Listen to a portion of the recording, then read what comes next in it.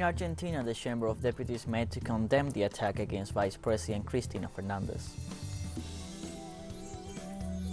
Chilean institutions are ready for this Sunday's popular consultation in which 15 million citizens will decide whether to renew the country's constitution. And according to figures from the International Monetary Fund, India surpassed the United Kingdom to become the world's fifth largest economy.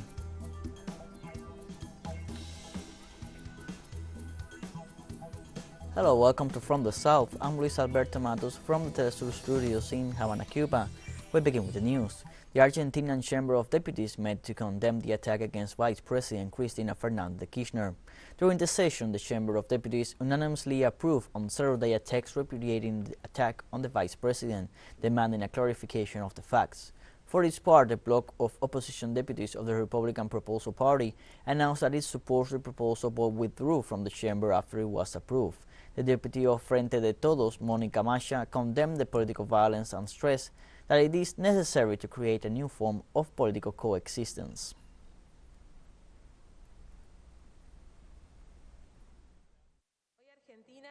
Today, Argentina is a country that went through an assassination attempt, and in response to that attempt, a united, organized, peaceful, politicized, sensitive, sensible, open, plural society came out to the streets to say that things are going to change forever, that we need to build a new kind of political coexistence because we have come this far with that political violence.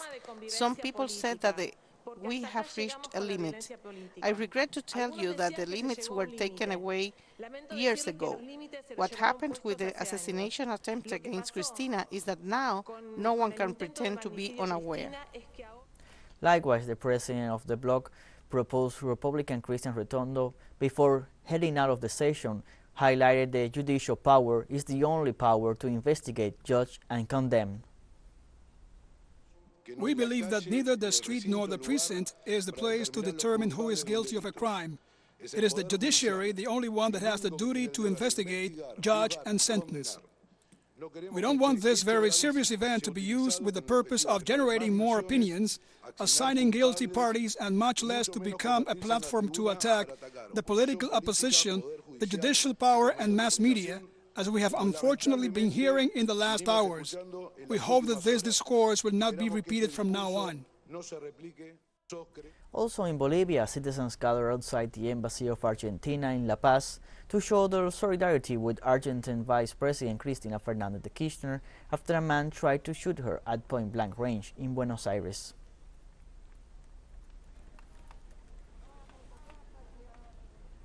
In Chile, Andrés Tagle, president of the Board of Directors of Chile's Electoral Service, informed that all the problems to be addressed have been solved in view of this Sunday's referendum.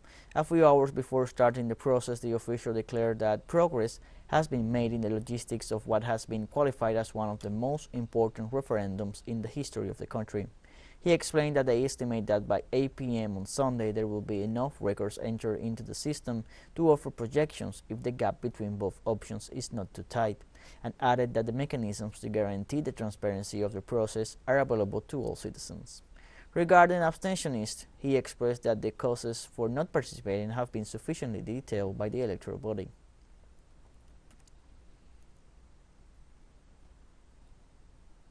Also in Chile, Andrés Tagle, head of this electoral service, confirmed that everything is ready for this Sunday's referendum. This Saturday, the voting tables will be set up during the day. According to the official, polling centers are being protected by the armed forces, and the delegates of electoral board are making the corresponding preparation for September 4th elections. Tagle also urged the polling station officials, representatives, and the electorate to comply with the rules, asking them to attend without propaganda and to avoid any provocative or offensive slogans. This Sunday, over 15 million Chileans are eligible to vote to approve the new constitutional text proposed by the Constitutional Convention.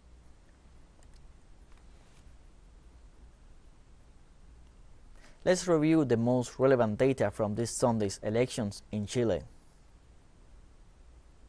Sunday, Chileans choose between approving or rejecting a constitutional proposal of 388 articles to replace the current Magna Carta drafted during the dictatorship of Augusto Pinochet. During this day, more than 15 million people between 18 and 70 years of age are eligible to vote between 8 a.m. and 6 p.m. local time. In order to vote, it is required to have a valid or expired passport or identity card after 2019. Voting becomes mandatory again for the first time in more than a decade. The Electoral Service, Surveil, set up a total of 2,914 polling stations with 38,472 tables for vote reception. The electoral body estimates a higher turnout than in previous calls. After the election, it is estimated that Surveil will have preliminary results around 8 p.m. if the difference between both options allows it, although the entity responsible for delivering the definitive results is the Election Qualification Court. In the event that the constitutional proposal is approved, the President of the Republic must convene the full Congress for its enactment within a maximum of 5 days after the official publications of the result. In Peru, President Pedro Castillo announced that as of September 18th, the individual economic support FERTI abono will be delivered to agricultural producers in two modalities depending on hectares. In order to guarantee the development of agricultural campaign 2022-2023, it is planned to comply with a schedule that includes the approval of the first list of beneficiaries until September 12th this year. A second list of beneficiaries will be approved until the first week of October, and the second payment will be made in the third week of that month. The measure will become feasible through an emergency decree approved by the Council of Ministers. Among the conditions to be met by the beneficiaries are enrollment in the Agricultural Producers Registry and possession of up to 10 hectares for land for crops.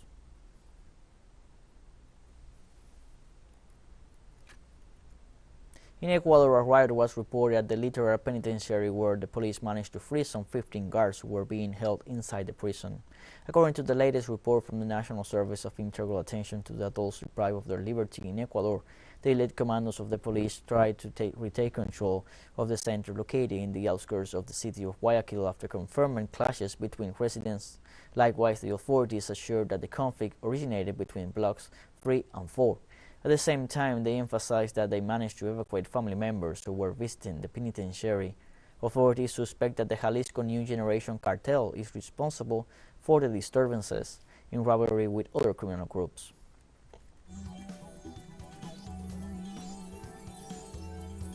We'll take a short break now. Join us again after this.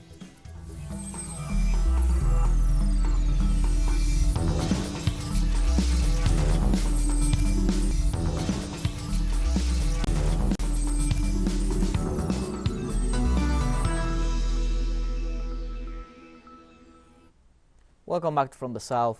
In Colombia, President Gustavo Petro went to Huila after the attack that killed 8 policemen. The president described the attack as a sabotage to his peace agenda. After condemning the attack on police officers in Neiva municipality, the president ordered police and military authorities to set up a unified command post in the area to review in detail the security situation in the region. The president urged the ministers of Defense, Interior, and General Director of the National Police to send a team to investigate the facts and make decisions regarding the attack. According to the president, this is an attack against the process that seeks to reactivate the dialogue with members of the National Liberation Army insurgent groups and armed groups operating illegally. On Friday, 8 police officers were killed in an ambush in the municipality of Neiva in Huila. According to authorities, the agents were arriving at the police station when they were attacked with rifle blasts and explosives. So far, officials have not identified the authors of the attack.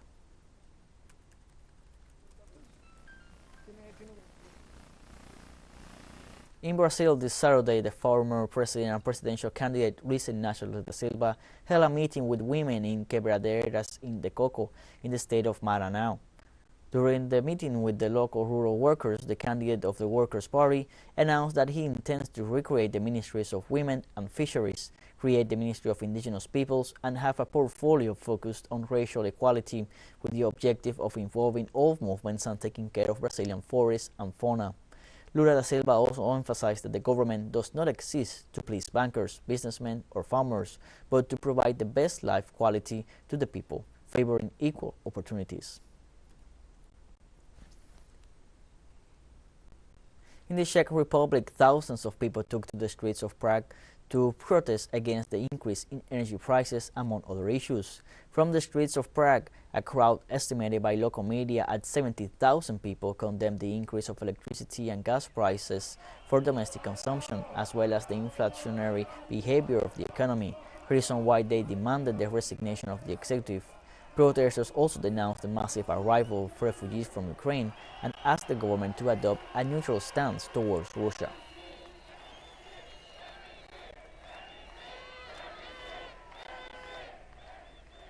And India displaced the United Kingdom to be the fifth world economy in the first quarter of 2021, according to figures from the International Monetary Fund. The estimate is based on the economic performance of both nations, measured in dollars, during the last 3 months of 2021 and extended into the first quarter of 2022. The news is an expression of the United Kingdom's economic decline, marked by inflation and a political crisis that is leading the country to elect a new prime minister this Monday, while its former colony is going through a period of economic expansion, strengthening its ties with other emerging powers within the framework of BRICS, and is on its way to becoming the world's most populated nation next year.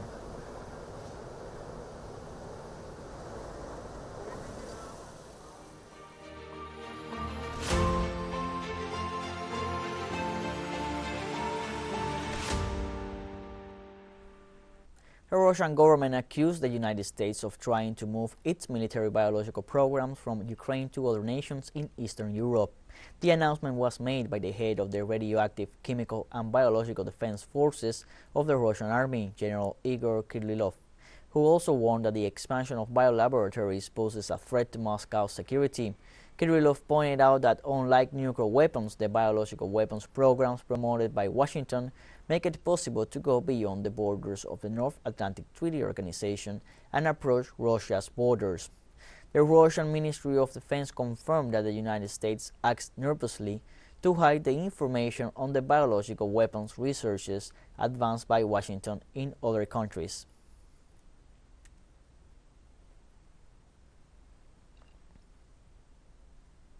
Russia on Saturday said Ukraine forces tried to seize the Zaporizhzhia nuclear power plant while the International Atomic Energy Agency mission was still on the site.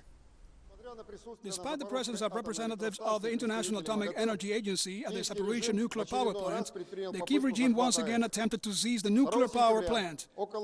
On September the 2nd, at about 2300 hours Moscow time, two groups of boats and motorboats, a total number of 42 units with a landing force of over 250 people from the Special Operations Forces and 4 mercenaries, attempted to land on the coast of the Kakhovka Reservoir in the region of Enerlohar and Dniprorudny. The landing force was hit by 4 Su-30 and 2 Ka-52 helicopters from the Russian Aerospace Forces, as a result of which 20 boats and motorboats were destroyed. This Saturday, Turkey President Recep Tayyip Erdogan offered Russia to accept his mediation to help prevent a disaster at the Zaporizhzhia nuclear power plant. During a conversation with his Russian counterpart Vladimir Putin, the president indicated that Ankara can play a facilitating role in the Zaporizhzhia nuclear power plant, as it did with the grain deal. Likewise, Erdogan stressed that he had proposed the same mediation to the Ukrainian head of state, Volodymyr Zelensky, during their meeting in Leopolis to prevent a nuclear disaster. The statements of Turkey's president come after the International Atomic Energy Agency paid a visit to the nuclear center and decided to leave 2 inspectors permanently in Zaporizhzhia, in the middle of Russian claims of constant Ukrainian bombings. TeleSUR will dedicate its coverage of the Football World Cup Qatar 2022 to the figure of Diego Armando Maradona, who accompanied our crew in the last 2 World Cups. With the football star, we also tour our continent with the show TeleSUR da Viajero. We want this tribute to have its own music. With that in mind, we invite you to compose a song for TeleSUR's coverage of Qatar 2022 Football World Cup. It must be an original song, never recorded before or published in any media, and free of legal attachments. Record the song in any format, even with your cell phone, and send it as an attachment to comunicaciones@telesurtv.net with the following information: author's name, nationality, and name of the song. The closing date for the call for entries is September 10, 2022. A jury of prestigious musicians and composers from the region will select the winning piece. The prize will be the recording of the song, a video clip, and the wide diffusion of the work. 1 week after the closing of the call, TeleSUR will announce the results.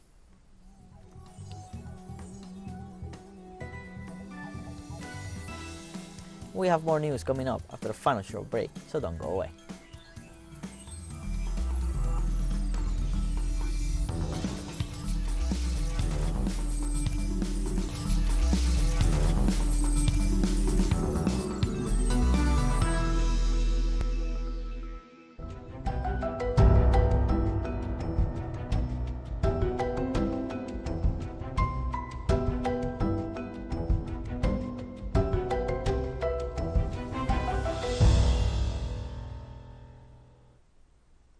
Welcome back to From the South. Pakistan appealed Saturday for help from the international community in responding to unprecedented flooding that has left at least 1,265 people dead. The scale of devastation is massive and requires immense humanitarian response for 33 million people.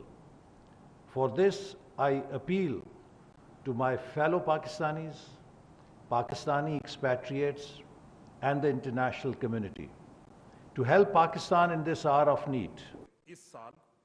This year, areas of the country expected to receive 15 to 20% additional rains. This year actually received in excess of 400% more. Collectively, the country has seen 190% more rain this monsoon season. The United Nations warns that devastating floods in Pakistan could worsen food security in Afghanistan. Pakistan's Prime Minister Shehbaz Sharif has described the flood as the worst in the country's history. Pakistani authorities have further estimated that around 33 million people, or 15% of the population, have been affected by the floods, which have also left around a third of the country submerged. The United Nations-backed World Food Programme has warned that the floods in Pakistan could have ramifications for food security in Afghanistan, as most of the food aid to the Central Asian nation is sent through Pakistan's road network. My house collapsed in floodwater. I'm going through a hard time. When floodwaters hit, I took my children on the road. I come here to collect timber.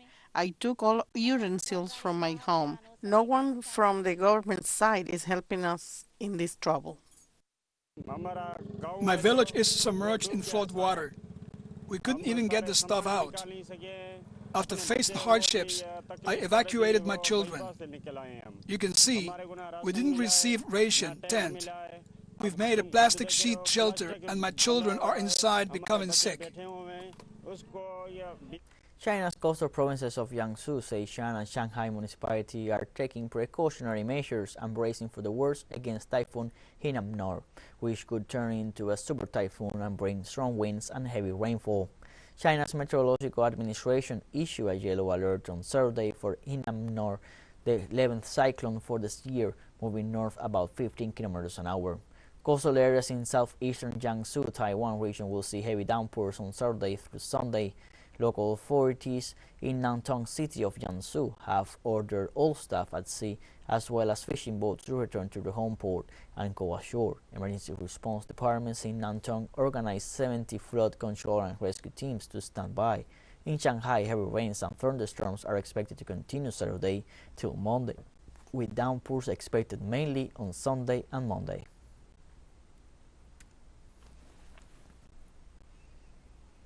The government of China demanded the immediate suspension of arms sales agreement to the Chinese island of Taiwan, authorized by the United States Senate. The spokesman for the Chinese embassy in Washington, Liu Pengyu, stated that Beijing will take countermeasures if the agreement goes ahead, insisting that Taiwan is an inalienable part of its territory. The spokesman warned that the decision sends wrong signals to separatist forces and undermines U.S.-China relationships and all stability across Taiwan Strait. The statement read by the spokesman said China will take whatever countermeasures it considers necessary, depending on how the situation develops.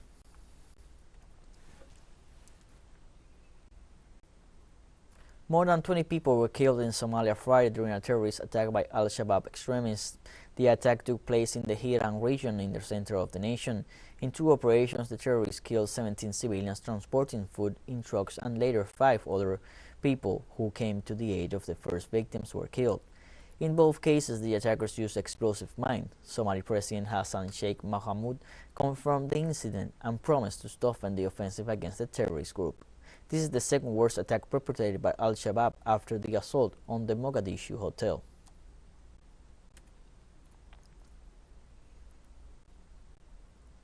Belgian rookie Remco Evenepoel retained his lead but lost 48 seconds on key Vuelta a España rival Primož Roglic on Saturday as Richard Carapaz bagged a grueling stage win.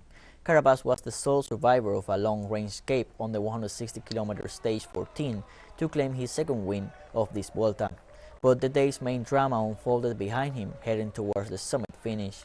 The final ascent in the Sierra Nevada was described as hell by former champion Alberto Contador, and at a section where a roadside sign read 15% incline, three-time defending champion Roglic attacked. Sunday stage 15 takes the Vuelta to its highest altitude at 2512 meters above sea level, where the thin air can play havoc with a rider's performance.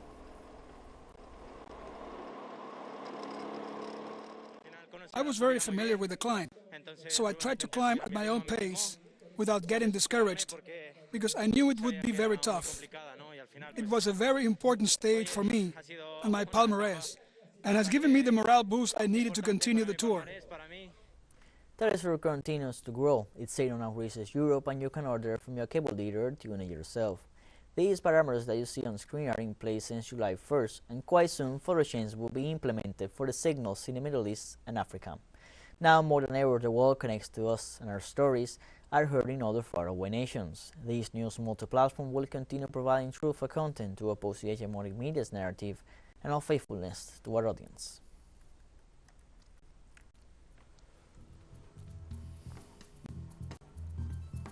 We have come to the end of this news program. You can find these and many other stories on our website at telesurenglish.net. You can also join us on social media, Facebook, Twitter, Instagram, and Telegram. And now you can also follow us on TikTok at the account at TeleSUR English, in which you will be able to see news in different formats, news updates, and much more. For TeleSUR English, I'm Luis Alberto Matos. Thank you for watching.